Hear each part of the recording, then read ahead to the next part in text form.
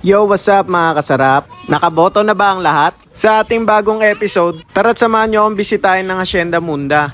Matatagpuan ang kanilang hacienda sa Bugalyon, Pangasinan. Alas 6 ng umaga nga pala dyan.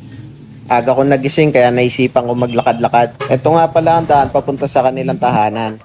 Pwede nyo silang bisitahin dahil marami pagkain. Yan pala ang bahay nila. Hanggang dun sa dulo lalakarin ko. Papunta doon sa dulo, makikita natin ang magandang tanawin na bukirin. Inyong pakinggan si Amara, kakanta.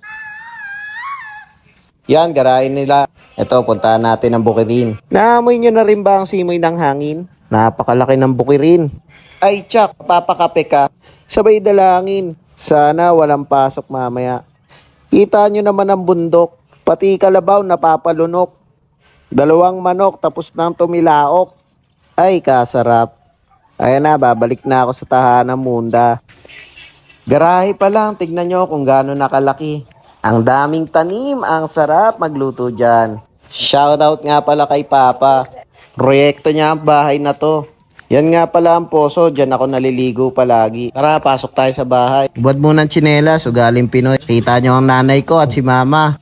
Nga pala almusal namin. Simpleng buhay. Uwi ko, tulog pa at nakailata ang dalawa. Kaya ito, inistorbo sila. Gising.